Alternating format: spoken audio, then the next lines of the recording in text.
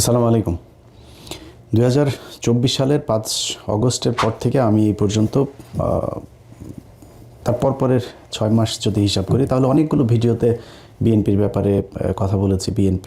BNP ক্ষমতায় আসুক এটাও চেয়েছি, এটাও আপনাদেরকে আগেও জানিয়েছি বেশ কয়েকবার।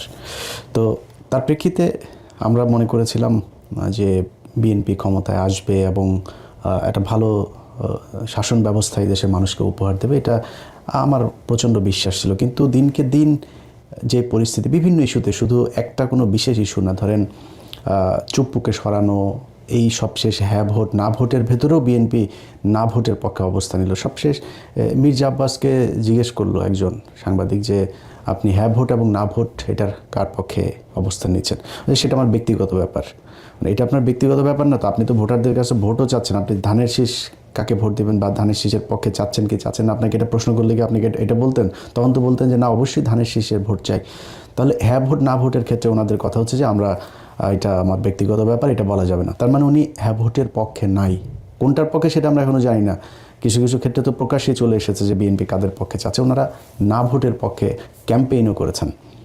হাদির মৃত্যুর পরে বিএনপির লোকজন, বিএনপির যারা ফেসবুকের বিভিন্ন ইয়েতে আছে, ওদের সোশ্যাল মিডিয়াগুলোতে, তাদের অনেককে দেখেছি হাদিকে নিয়ে তারা বাজে কথাবার্তা বলেছে। তো এইভাবে একটার পর একটা যতগুলো ঘটনাতে আমরা দেখেছি, সবশেষ যদি আপনি মির্জা ফখরুলের কিছু বক্তব্য যদি শোনেন যে আওয়ামী লীগকে সরাসরি লাইসেন্স দিয়ে তারপরে বাংলাদেশের রাজনীতির মাঠে নামিয়ে দিয়েছেন তারা। যত মামলা আছে আওয়ামী লীগের বিরুদ্ধে আমরা সমস্ত মামলাগুলো তুলে নেব। এখন আমাদের যারা এখানে নৌকা ভরতে না সারা বাংলাদেশে, আমি আপনাদেরকে এইটুকু আশ্বাস দিতে পারি যে আপনাকে হতাশ হবেন না, ধানের শীষ আপনাদের পাশে। আচ্ছা, মির্জা ফখরুলদের এই বক্তব্যের যে কোনো কার্যকারিতা না, এটাতে কোনো সমস্যা হচ্ছে না তা না। দেখেন, একটা জিনিস মনে রাখেন, বিএনপির কিছু মানুষ আওয়ামী লীগের সাথে আতাত করে গত 15 বছরও চলেছে। এই মির্জা আব্বাসের কথাই যদি বলেন, মির্জা আব্বাসের ঢাকা ব্যাংকের কোনো সমস্যা হয়নি, মির্জা ফখরুলের কোনো সমস্যা হয়নি। মির্জা ফখরুল হসপিটালে গিয়ে এক অবরোধ ডাকার পরে তিনি হসপিটালে গিয়ে বিএনপির এক বড় নেতা, নাম বলতে চাই না, সেই বড় নেতাকে তিনি বলেছেন যে খালেদা জিয়ার কথা বলতে গিয়ে যে মহিলার পাগল হয়ে গিয়েছে, এখন ওনার কী দরকার ছিল অবরোধ ডাকার। এই মির্জা ফখরুল ওনাদের জেলখানায় যখন নেওয়া হতো, জেলখানায় নেওয়ার পর থেকে সোনারগাঁ হোটেলে নিয়েও রাখা হয়েছে রাতের বেলা, এগুলো আমরা শুনেছি। সো তাদের কোনো সমস্যা হয়নি। সমস্যা বিএনপির সাধারণ কর্মী, যারা ভারতকে ঘৃণা করে, যারা বাংলাদেশের সার্বভৌমত্বে বিশ্বাস করে, যারা অন্যের চুরি করে আনা জাতীয় সঙ্গীত গাইতে চায় না, যারা এই দেশে ভারতের যে আধিপত্যবাদ এটাতে বিশ্বাস করে না, এটার বিরুদ্ধে কথা বলে, তাদের সবারই সমস্যা হয়েছে, এখনও সমস্যা হচ্ছে। ভবিষ্যতে যদি আবার ফের আওয়ামী লীগ রিটার্ন করে, সেক্ষেত্রে তাদেরই সমস্যা হবে। যেই কারণে তাদের মূল যেই লোকজন আছে, এদের কথাতেই যে বিএনপির সব কিছু হয় তা না, কিন্তু এটার কিছু ব্যাপার আছে। এগুলো যখন বিএনপি দলীয়ভাবে সব জায়গায় একইভাবে কথা বলতে থাকবে, তখন আওয়ামী লীগের লোকজন যারা এতদিন ধরে গা ঢাকা দিয়েছিল, পালিয়েছিল, একটু আতঙ্কে থাকতো, ইতস্তত বোধ করতো, ভয় পেত প্রকাশ্যে আসতে, সেই মানুষগুলো কিন্তু এখন আবার নতুন করে মাঠে আসতে শুরু করেছে। এবং একটা জিনিস মাথায় রেখেন, এই আওয়ামী লীগ তাদের বন্ধু বিএনপিও না, জামাতও না, এনসিপিও না, এই দেশের সাধারণ মানুষও না। তো তাদের শত্রু কিন্তু সবাই। তারা কেউ জামাতের সাথে মিলেছে, কেউ বিএনপির সাথে মিলেছে, যার সাথে মিলেও তাদের উদ্দেশ্য কিন্তু একটাই, জামাতের সাথে থেকে বিএনপিকে পেটাবে, বিএনপির সাথে থেকে জামাতকে পেটাবে, বিএনপির সাথে থেকে এনসিপিকে পেটাবে। এগুলো হচ্ছে তাদের মূল টার্গেট এবং সেটাই হচ্ছে। আমি বিশ্বাস করি গত কালকের যে ঘটনা, রেজাউল করিম যিনি মারা গেলেন শেরপুরে, এই ব্যক্তিকে যেভাবে ইট মাথায় নিয়ে উপরে তুলে তারপরে তাকে যেভাবে পেটানো হলো, কোপানো হলো, এটা বিএনপি করে, বিএনপির লোকজনের কাজ এটা না। বিএনপি জীবনে এত হিংস্র হইতে পারে। নিজের চোখের সামনে দেখা হরতাল তো দেখে এসছে। বিএনপির লোকজন গিয়ে বাসের থেকে আগে মানুষ নামায়, তারপরে মানে ওদের পেছনে যে কোনো সময় পুলিশ আসতে পারে, আওয়ামী লীগের লোকজন আসতে পারে, কিন্তু বাসের থেকে আগে যাত্রীগুলো নামায় তারপরে বাসে আগুন দিয়েছে। এটা বিএনপির আগুন দেয়া। আর আওয়ামী লীগের আগুন দেওয়া কোনটা? মানুষকে বাসের ভেতরে রেখে গান পাউডার দিয়ে মারা। এটা সেই আজকে থেকে না, সেই 1996-এর আগে থেকে তারা এগুলো শুরু করেছে। এখনও তারা এগুলো সারা জীবন তারা এগুলোই করবে। প্রতিটা এলাকায় আপনি আওয়ামী লীগের লোকজনগুলোকে আলাদা বাছাই করতে পারবেন খুব ইজিলি। সবচাইতে খারাপ, জঘন্য, হিংস্র এগুলো হচ্ছে আওয়ামী লীগ করে। সো সেই মানুষগুলোকে আপনারা দলে নিয়েছেন। নেওয়ার কারণে কি হলো? এই যে রেজাউল করিমের যে ঘটনাটা ঘটলো, এটা সেটার একটা প্রেক্ষিত। আমি এটার বাইরে কোনো কিছু মনে করি না। গত কয়েকদিনে জামাত ইসলামের অনেক মানুষই তো আছেন যে জামাত ইসলামের কেন নারীদেরকে কেন সামনে রাখা হয় না, নারীদেরকে নির্বাচন করতে দেওয়া হয় নাই কেন, নারীদেরকে বাইরে আসতে দেওয়া হয় না কেন, এটার বিরুদ্ধে কেন জামাতে, নারীদের বিরুদ্ধে যারা এই অধিকারের কথা যারা বলে সেই মানুষগুলোর একজন ক্যান্ডিডেট হওয়া তো বহু পরের কথা, একজন সাধারণ কর্মী হিসাবে মানুষের বাড়িতে বাড়িতে গিয়ে তারপরে তাদেরকে দাওয়াত দিচ্ছে, তাদেরকে ভোট চাচ্ছে, এইটার জন্য তাদের শরীর থেকে ওড়না খুলে ফেলা হয়েছে, হিজাব খুলে ফেলা হয়েছে, তারপরে পেটে লাথি মারা হয়েছে। এই পর্যন্ত 2টা ভিডিও আমার চোখে পড়েছে। আমি বলতে চাচ্ছি আমার বিএনপির নেতৃবৃন্দ ওই জামাতের মেয়েদের ছায়া খুলে দেবে বলে দিলাম।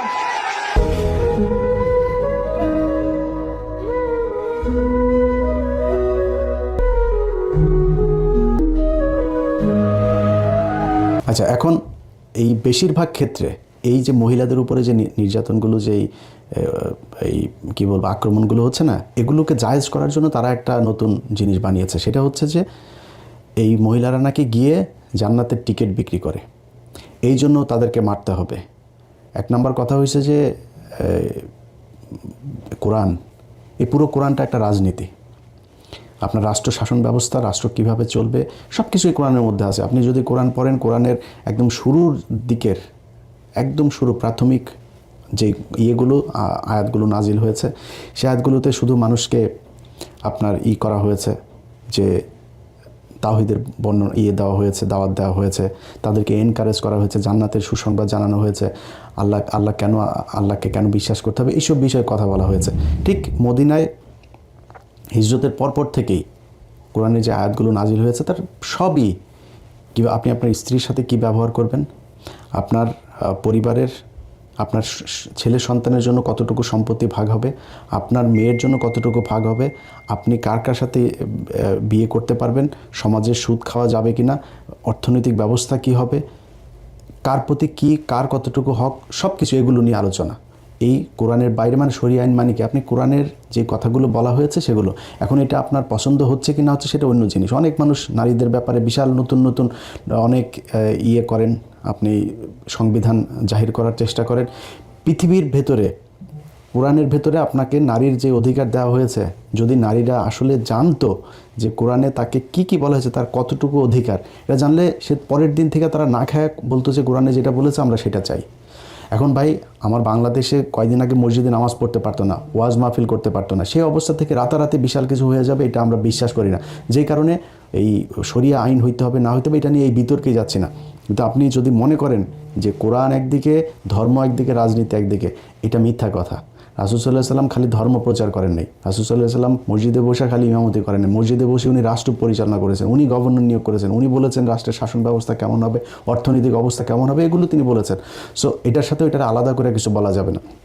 এখন আপনি কারে ভোট দিবেন, কারে শাসন ক্ষমতায় বসাইলে আপনি সেই আগের মতো সেরকম নারীদেরকে, রাসূল সাল্লাল্লাহু আলাইহি সাল্লাম বলে গিয়েছিলেন না যে মক্কা থেকে একজন নারী, একটু ভুল হইতে পারে সংশোধন করেন, একজন নারী মক্কা থেকে সিরিয়াতে যাবে, তার ভেতরে গভীর রাতে সে সিরিয়াতে যাবে, তার ভেতরে একমাত্র আল্লাহর ভয় ছাড়া পৃথিবীর কোনো ভয় থাকবে না।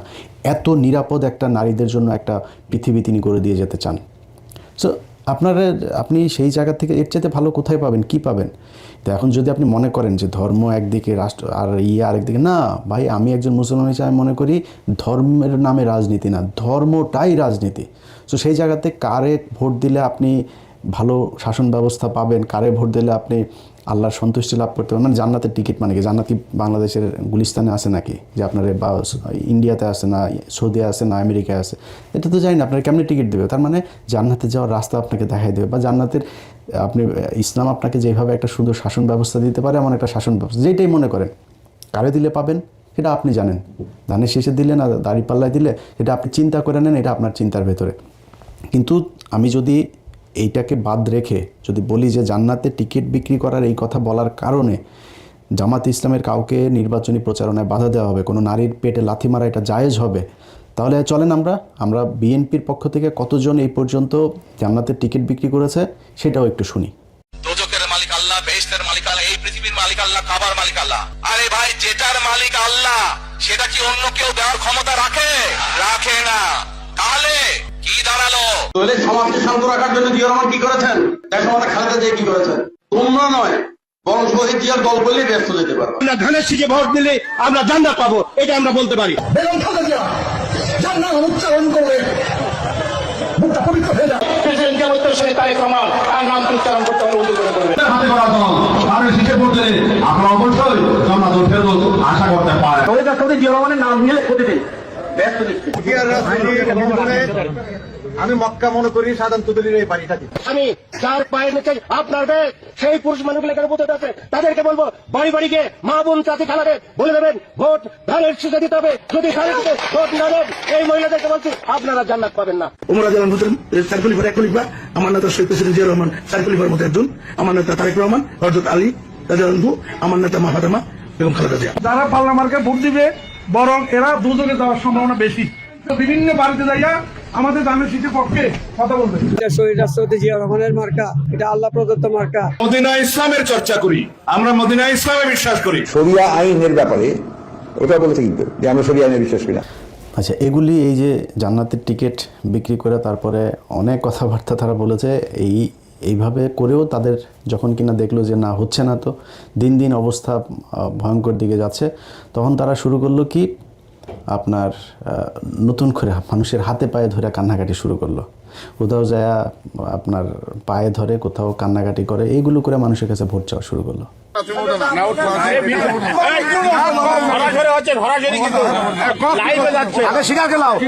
আমাদের সাথে ধানের শীষের পক্ষে আছে কিনা, বাবু চেয়ারম্যানের মতো লোক খারাপ করছে, ধানের শীষের পক্ষে আছে কিনা সেটা কও না, উঠো উঠালো আগে শুধু পক্ষে আছে তো আলহামদুলিল্লাহ। আচ্ছা, এগুলি কান্নাকাটি করেও যখন ভোট পাবে বলে মানুষের কাছ থেকে কথাবার্তা শুনে, ধরেন ভোট যখন চাইতে যায় রাস্তায়, তখন তো নিশ্চয়ই মানুষের তাকানো দেখলেই কিন্তু বোঝা যায় যে সে আমারে ভোট দিবে না আমারে দেখে কতটুকু সন্তুষ্ট হইলো, এটা বোঝা যায়। তো এটা তো তারা রাস্তাঘাটে বোঝে, এবং তাদের কিন্তু কিছু জরিপ টরিপও, এই গোয়েন্দা সংস্থা সহ তাদের নিজস্ব কিছু জরিপেও আমরা কিন্তু এগুলো রেজাল্ট শুনছি। পরিস্থিতি খুব একটা ভালো না, বিএনপির জন্য খুব একটা সুখকর না। আমরা চেয়েছিলাম বিএনপি ক্ষমতায় আসুক, তারা সেই মাঠ নিজেদের চাঁদাবাজি, দখলবাজি, মানুষের উপরে অত্যাচার, মামলা বাণিজ্য এসব করে তারপরে তারা এই ভোট নষ্ট করেছে।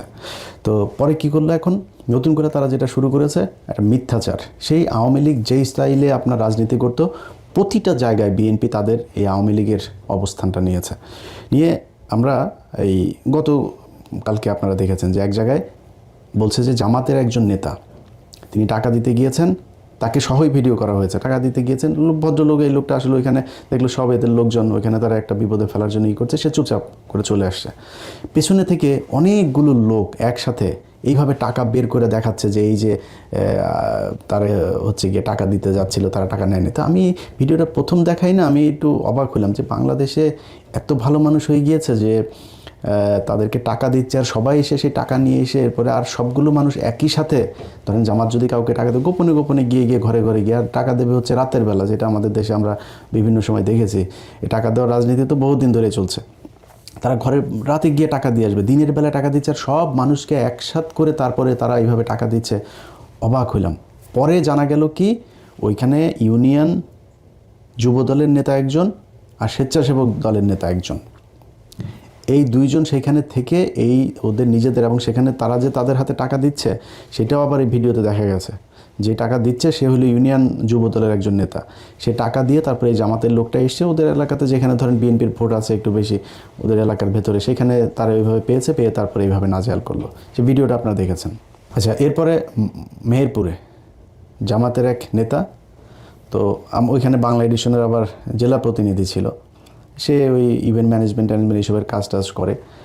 এখন এদেরকে গাড়ির ভেতরে ধরে তারপরে বানাইলো কি বিএনপির কিছু এই সাংবাদিক আছে, এগুলো নিয়ে প্রথম আলো এগুলো সব নিয়ে তারপরে তারা বানাইলো এরা হচ্ছে গিয়ে দেশীয় অস্ত্রশস্ত্র নিয়ে যাচ্ছিল বিএনপি ক্যান্ডিডেটের সাথে। তো সেগুলো তো দেখা গেল কি অকি আছে, তারপরে প্লাস তারপরে আরও মানে ইভেন্ট ম্যানেজমেন্টের কাজে যা ব্যবহার হয় এই জিনিসগুলো সেখানে আপনার দেখা গেল স্ক্রু ড্রাইভার এই জিনিসগুলো, সেখানে কোনো দা নাই, কোনো বটি নাই, কোনো কিছু নাই, কোনো পিস্তল নাই, কোনো কিছু নাই। সেটাতে বানানো হলো যে এটা হচ্ছে অস্ত্রশস্ত্র নিয়ে তারপরে যাচ্ছে।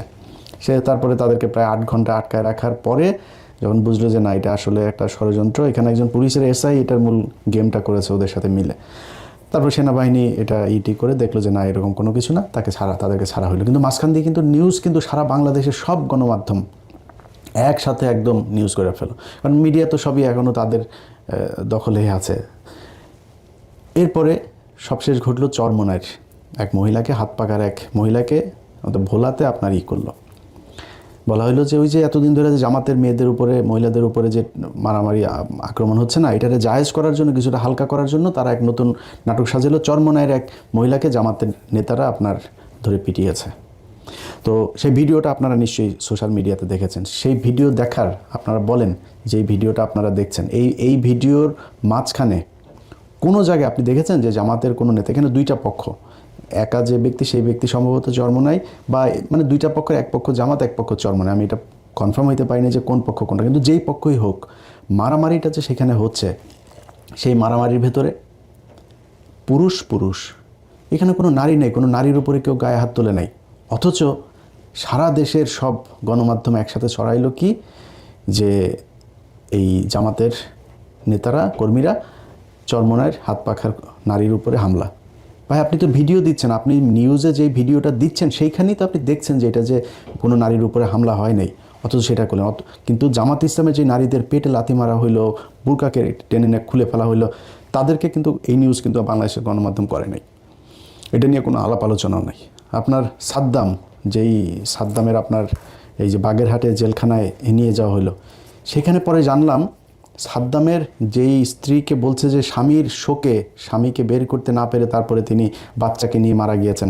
আসলে কারা মেরেছে সেটা একটা বড় প্রশ্ন। আরেকটা প্রশ্ন হচ্ছে যে সাদ্দাম বহু আগে থেকেই দুশ্চরিত্র, এবং এই স্ত্রীর সাথে তার সম্পর্ক খুব খারাপ ছিল, তার পরিবারের সম্পর্কও খুব খারাপ ছিল।